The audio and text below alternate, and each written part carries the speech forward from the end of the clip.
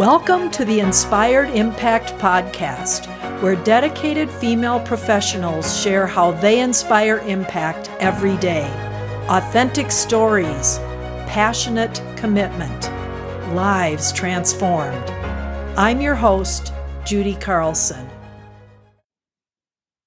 Welcome to today's episode of the Inspired Impact Podcast. Today's guest is an assistant principal and the activities director at Mountain Vista High School. And she has got some kind of a story to tell. So I am so excited to welcome Lindsey Jaffe. Thank you. Hi, Judy. Thank you so much for having me. I'm honored that you asked me to come on your podcast. Well, I want to hear the full story. I've heard little bits and pieces here and there, but I think it starts way back in your younger years. So fill us in. You know, it's ironic. I never ever felt like I had a calling to be in education. I never really knew that was something that I wanted to do. To be honest, I had no idea what I wanted to do. When I was younger, if you asked me, I probably would have said famous actress or just someone that made a lot of money. And I do neither of those. So, here we are. But, when I was in kindergarten, I remember my principal at the time, she said something to my mom one time we were leaving. And, I don't know, I probably got in trouble for being rowdy or along those lines. And my mom had to come get me. And, I was like, I'm so sorry. And the principal was like, you know what? It's okay. Like, I know that no matter if I'm here or if I'm at an offsite meeting, if Lindsey's here, then the school is in good hands. So, that was all the way in kindergarten. So I think, it's interesting because sometimes you never know those gifts that you've been given until you're put in the situation to let them come out and thrive. So even in my job now, I feel like that's really my passion, is to get kids out of their comfort zone so that they understand things that they never knew they could do. So that's the best part of my job. And I wish someone would have done that for me when I was younger. So I really take that to heart because I do think that this whole profession just kind of fell in my lap. Wow. So, so you went from kindergarten. What about the rest of your years, and how did your current career start to unfold in those years? Yeah. So I played volleyball in high school, and then that just didn't pan out to where I wanted to go. And so there was a rep from Colorado State University that came to the school one day, and I went with a friend randomly, and we went to the interview. And back then they would accept you on the spot. So I had the scores and the GPA and the extracurriculars. So they were like, yeah, if you want to go to CSU, let's go. So I was like, okay. So, I came from divorced parents, and, my mom now, she's been sober for 9 years, but in high school, she wasn't. So that was a struggle. I didn't really have that support to guide me into those things. So I really do think God just placed some of these opportunities in my hand because he really knew the bigger picture. So ended up at CSU. I didn't know my major, so I declared open option seeking business because, again, I told you I wanted to make money. So I figured that was going to be the route with business, right? I'd never taken a business class a day in my life. And my first one was microeconomics. And I remember getting my first C ever in my entire life. I was a straight A student. So getting a C was like, what is this letter? And then I just decided maybe this is like someone telling me that I shouldn't do business. If I get a C in econ, this is kind of the basis of all business, right? Like, that was my first semester in college. So then I just took a bunch of classes that interested me. I took psychology. I took child development. I did take other classes. And then it was my junior year, and my advisor was like, hey, you probably need to decide what you want to do now. And at the time, I was volunteer coaching there was a local rec center, and they had youth programs that were going on for underprivileged students. So I would go there and volunteer, teaching sports and coaching and doing whatever. And so she was like, have you ever thought about teaching? And I said, no, but it's fun. I love hanging out, with kids. I love working with them. I love, mentoring and things. And she was like, well, why don't you just take a couple of teaching classes and see what you would want to do? Here is what lines up with your major. So I said, okay. And I had never even heard of this major before. So I had my bachelor's in bachelor's in science, in family and consumer science, which I didn't know what that was, but she explained it to me. Now we call it career tech ed, but back in the day it was called home ec. So I was like, I don't cook, I don't sew, I don't do any of these things. And she's like, it's fine, they'll teach you. So I took a multitude of classes and really developed a love. I did my practicum at Rocky Mountain High School up in Fort Collins. I did my student teaching at Loveland. Okay. And then as you're student teaching, you start trying to find a job. So in the spring, when I was still student teaching, I went to a bunch of job fairs, and one happened to be at Mountain Vista High School. Okay. They were a fairly new school at the time. They had only been open for a few years at that time. And I just went there, and as I'm sitting there, you go around and you do interviews with different assistant principals or principals from all over. One of the principals, he was about to open Castleview High School, and he was like, I want you to work here, but I don't have the department that you have your degree in. What about Broadway dance? And I was like, well, I'm sure I can figure it out, but we'll see, and so I didn't take that job. And then I go to the next room, and my 7th grade social studies teacher, Mr. Allensworth, was in there, and he was like, Jaffe? I couldn't believe that he remembered me. I mean, this was, a million years later. And he was like, what are you applying for? You're hired. I don't even need to do an interview with you. Like, what? I told you, I've been this personality since I was right. Small, so you were in kindergarten, 5 years old. Right. So, he said, what are you trying to apply for? And I told him family consumer science. And he was like, look, we only have a part-time position in that field. So he's like, but just get in. At the time, Douglas County still, and was then a really premier district. Sure. And so I really wanted to be a part of Douglas County School District. Okay. So I took it. I took the part-time job, and one of my mentor assistant principals, she said to me, because I said, how do I get this to be a full-time job? Like, I can't afford to be doing this part-time. And you want to be forever. A millionaire. Right. And so she just said, you know what, make yourself irreplaceable. Do things that make you feel like we have to have you here, and we have to find a space for you. Okay. So I did. I never said no to anything that was asked of me as far as professionally what I would do at the school. So I coached volleyball there for a long time.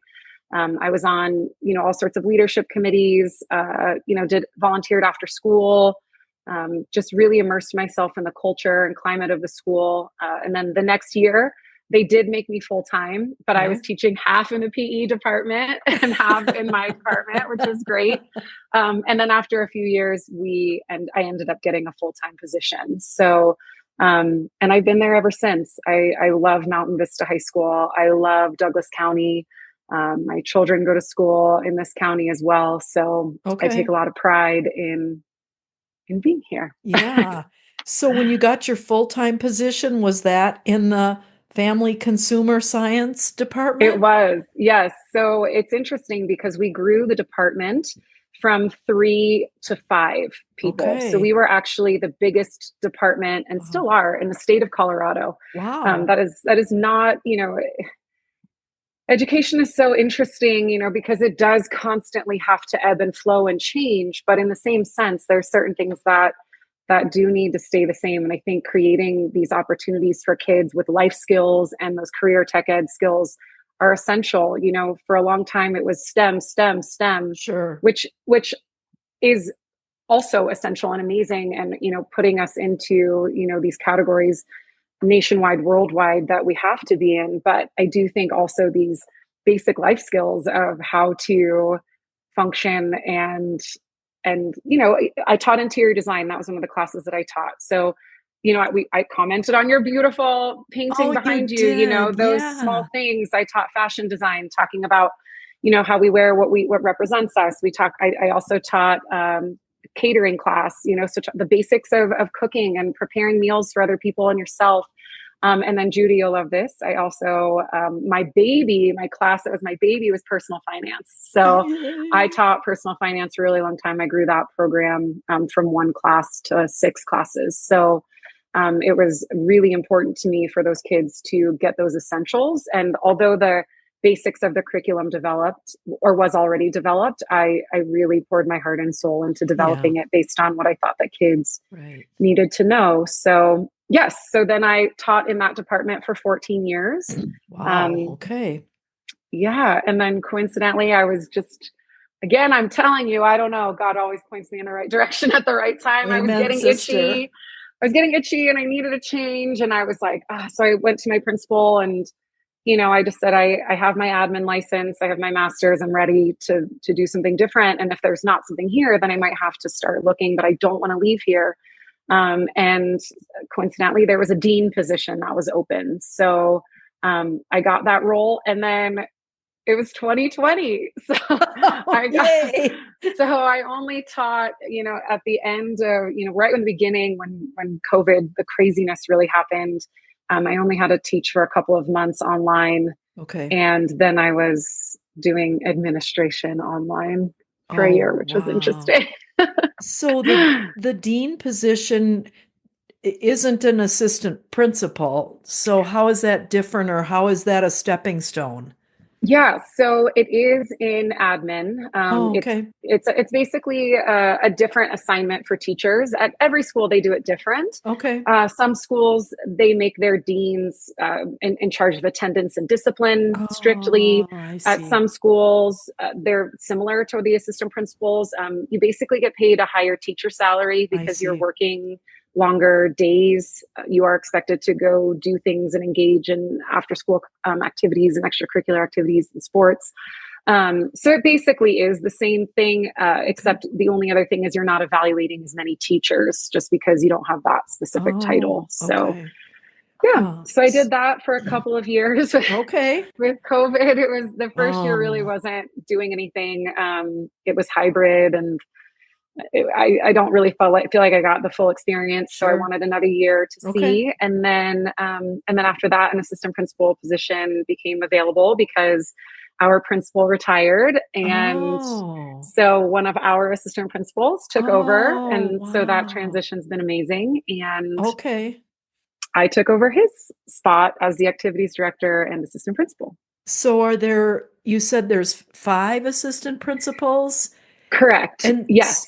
So when you took that assistant principal job, were the duties specific to that one, or how do they balance the duties of the assistant principals? Good question. It varies from school to school. To be honest, everyone has their own way of doing things. The way that we do it, I think, is based on strengths and weaknesses. I would say. That's great. We have another assistant principal. He's in charge of our career tech ed because he also taught in the business department. That's kind of, he's very data driven. He does our technology stuff. We have another assistant principal. She's very focused. She loves numbers. She's a highly organized type A. So she does our master schedule. So puts everything together, what kids classes are taking and what classes teachers are taking. It's this huge puzzle. We have another assistant principal. She has a special ed background. So she was our area director in special ed. And so that's a big focus of hers is counseling, special ed, RTI. She does a lot of that.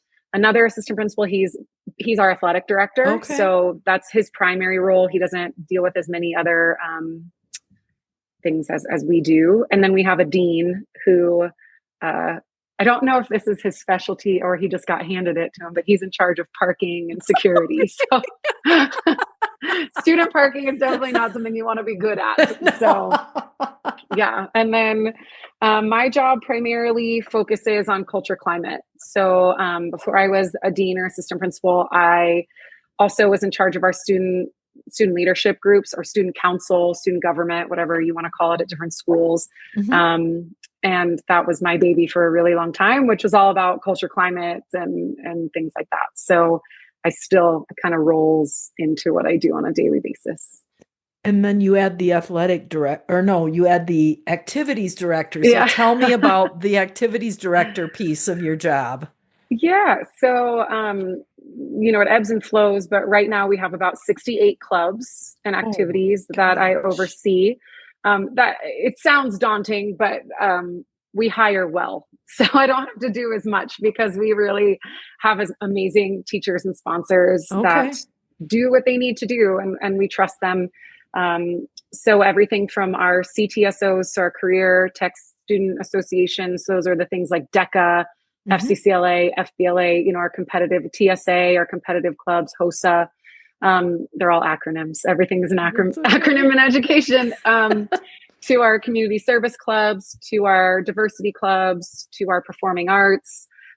We also have a ton of our national honor societies, and also just clubs for kids to hang out and find a place. These Wow. are kids are there for 4 years, and we always tell them that if you don't find your people, it Yeah. makes it harder. Doesn't Right. mean you can't achieve it. It just makes it harder, right? So Right.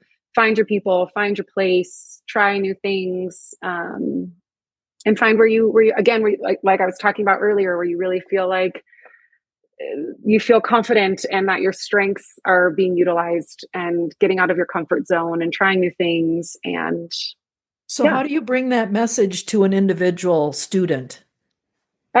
So I also run our club called Link Crew. So that is our freshman transition program. So at the very beginning of the school year, all of the freshmen come in, and then the day before school starts, I have about 300 to 400 upperclassmen that take their day off and come in, and they do Wow. a training with me, and we basically get the freshmen ready for their first day of school. So that is where we really push these things, where we really talk about the importance of getting involved, the importance of finding your place, the importance of being a golden eagle. Does everyone listen? No, that's okay. But Yeah. out of 2,200 kids, we have about 1,400 kids that are involved in activities alone. And then they a lot overlap, but then we also Sure. have probably about 1,500 plus ish kids. Sorry, Jim, that's my athletic director. I don't know the exact number, but Oh, sure. about that number of involved in athletics. Okay. So I would say a huge majority of our students are involved in something, Wow. and maybe not early on, but Right. eventually they get there. So Well, like one of the students talked about the cosmetology program, and mhm. that wouldn't pique an interest in a freshman year, right? But maybe a junior year?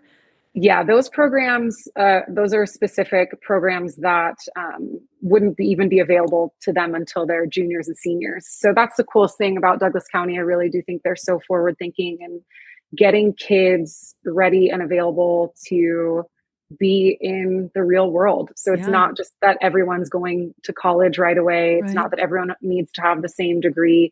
I really think with now the inception of the Legacy campus, Okay. where they're offering these Right. classes. They also have welding at Thunder Ridge. They have the cosmetology at Highlands Ranch. Now with the Mill and Bond and all of those passing, they're going to add an auto program over at Highlands Ranch High School, which is fantastic. Um, and then Legacy has a million catering options Oh, and right. architecture, engineering. Mountain Vista, we're kind of more of the engineering hub for those classes, but Okay. um, Yeah, yeah, I've those been career in tech ed. the Legacy campus and they've got those Yeah, banners that list the programs. So if a student was interested in one of those, that happens while they're in high school? it does. So they actually, depending on when they start and then how invested they are in the programs, they could end with a multitude of different certificates, Wow. associate's degrees, things like that. Now we have so many concurrent enrollment classes. So those are dual enrollment classes where Okay. you can also get a college credit and a high school credit simultaneously. So Okay. I do the tours for our school for prospective Of course you families. do. Yeah, right. And so one of the things we talk about is, you can get the college level credit for the high school price. I mean, it's a win-win, right? So we have students like Tevia, she'll leave school with her cosmetology degree. And Wow. so she won't have to do that outside of this. Now she can go on if she wants to do esthetician school or other things, Right. or nursing school, to hone that craft, but she'll get Sure. that. We have kids that, are graduating with welding certificates that can just go right into the workforce. So that workforce readiness is essential. We Wow. also have kids, because of those dual enrollment classes, not the CT side, the career tech ed side, but just in English, math, history, they're taking these classes with ACC and then they're graduating. And some of them are done with their sophomore year of college before they even step foot onto a college campus. So the amount of money that we save our families is incredible. So it's really So, awesome. if they do the ACC classes, Mhm. like, do they drive to ACC? Obviously, No. if they do the Legacy campus, do they drive to the Legacy campus or Highlands Ranch or Thunder Ridge? How does the circulation of Yeah. the students work for these Yeah. programs? These are such great questions. I'm glad that I get to be here to answer them for you. So, with the Legacy program and those outside programs, they do have transportation that they offer. Really? They do have a shuttle that takes them, and if not, a lot of kids also drive. They're juniors and seniors, Okay, so a lot of sure. them are driving on their own. Mhm. And then they're not going to ACC. So we have certified teachers that go through a training with ACC. They have to have a master's in that specific area.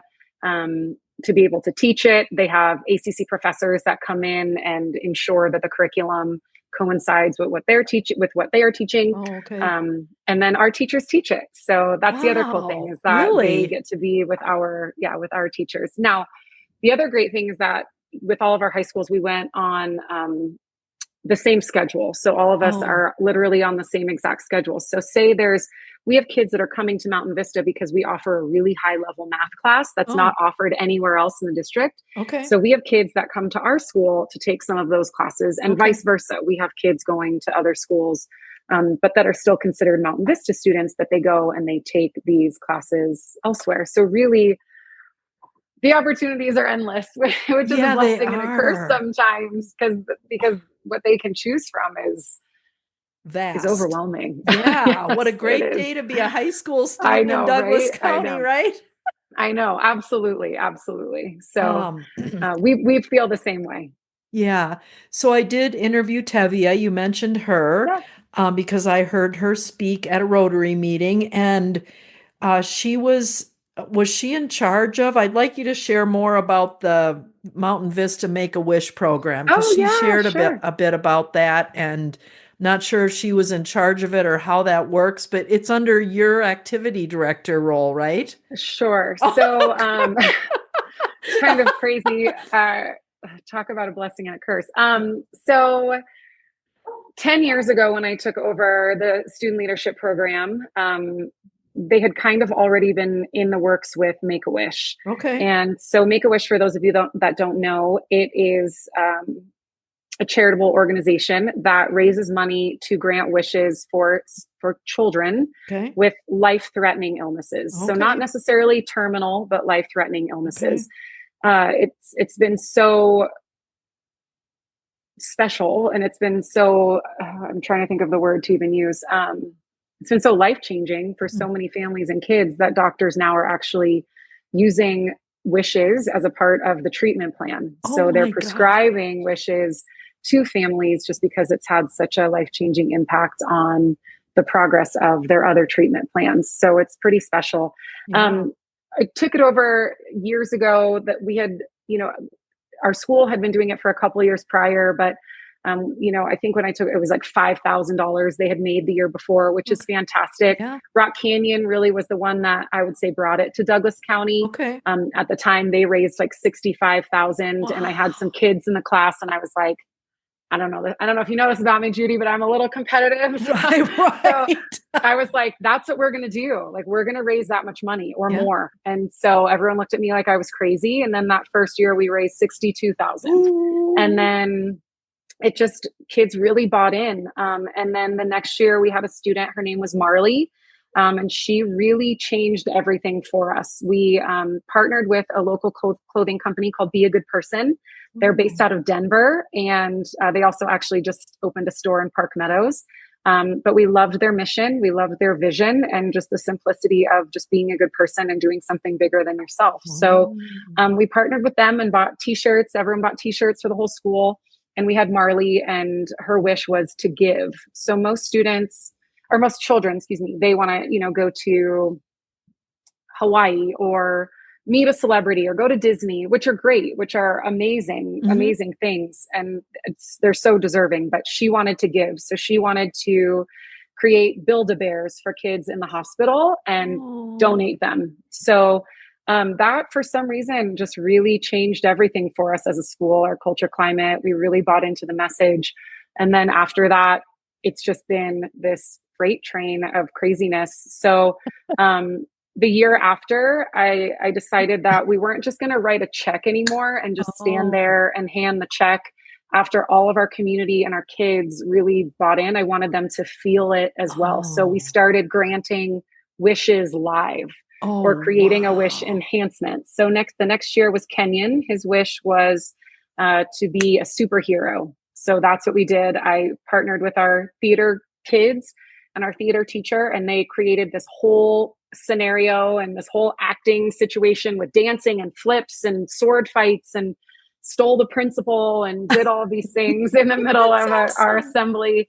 And then it was granted live. And then that year, I think we raised $90,000. So I was like, oh man, this is getting crazy. So we then got all of our feeder schools involved, our middle school, our 6 elementary schools, to really encompass what it means to be a Mountain Vista Golden Eagle and that be a good person motto. So then the next year it was Gabby. She wanted to be famous. And so we did kind of like a live talk show, kind of like a Jimmy Fallon vibe with her. And then our friends would be a good person, knew these friends that run this huge, crazy, like concert company. And so they're Nexus. And so they came and they set up a concert style stage. And we had like this crazy party in the gym. So ever since then, it's kind of been that. And then that year we raised, I think, 120,000, then 150,000. And then it just kept going up and up and up. And this year we had Carter, she's 5, and she wanted to be a volcano scientist in Hawaii. So we made a volcano in the gym and had it explode with confetti and brought in hula dancers. And if anyone's interested, they can always go on Vista Now and watch it on YouTube.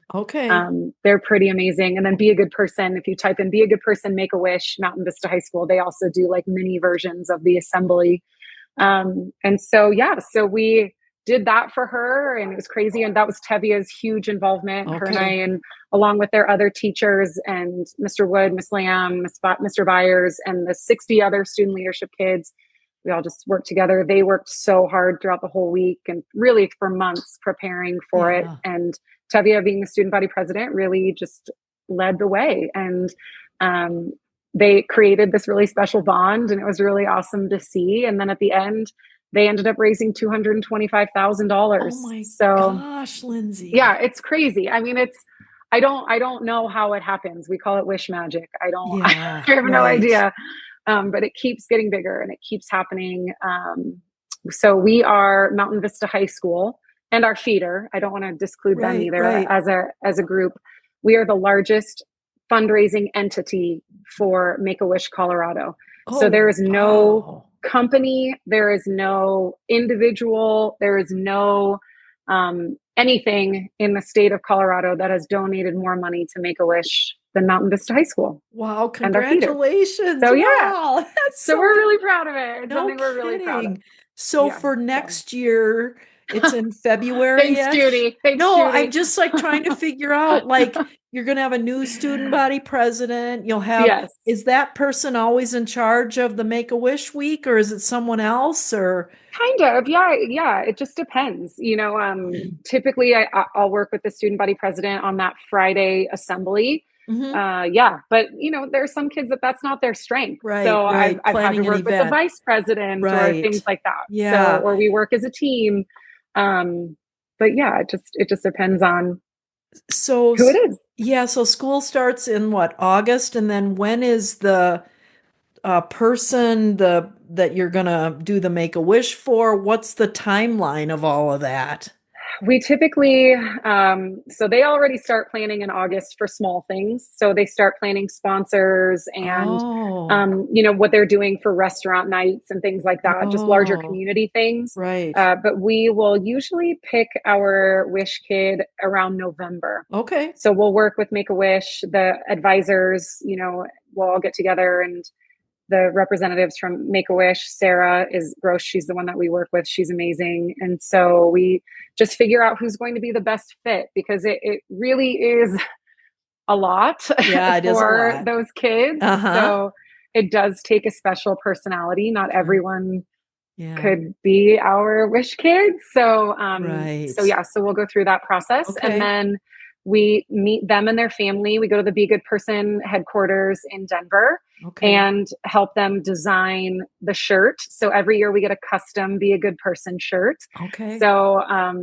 based on the wish. So this year the color was sand because she wanted to go to Hawaii. Oh, sure. And then there were 3 hibiscus flowers in blue because that was her Oh, favorite color. And then within, it was really cool. There were scientific elements in each one of the insides of the hibiscus flower. So it was really cool. Yeah, Kiri, she designs it. She's an amazing artist. Working with Be a Good Person is incredible. They've been working with us. Next year will be 10 years. So, to have these relationships with these yeah. people for this Yeah. long Wow, it's is a amazing. lot. I think most relationships in general don't last this long. No, So that's right. I was to thinking have these, I was thinking when you were talking about how many kids are involved in activities and athletics, and how could a student at Mountain Vista not know that it's Make-A-Wish week and they know. be part of it of some way, right? Yeah, Go to an they know. assembly or get a Hmm. t-shirt or Yeah. so that's gotta, after 4 years of going to those, that's gotta be make quite an impact on them. Yeah, I do. I think so. We have silly dress up days throughout the week that we get our highest amount of participation. Our events are exploding with people, not only our own kids, but the parent community comes, our feeder kids come. It's really remarkable what Yeah, ends up happening. And we talk about it, it's hard sometimes with high school, and they're high school kids, right. they're still high school kids. They They don't are. always want status quo, but yet they're all following each other and, Yep. sometimes rebelling and whatever, but which is great. I'm all about that independence. But this week, I really do feel like most kids take a minute to engage in something. I had one student that I was talking to another teacher about, and she said that he doesn't go to anything. He goes to 0 games, 0 plays, 0 anything, no dances, no nothing. But he goes to this one Wish Week event every single year. And so to me, that that's it. That matters. Not everyone has to go to everything, but if they go to one and they feel somewhat connected Wow. to the school, then we did our job.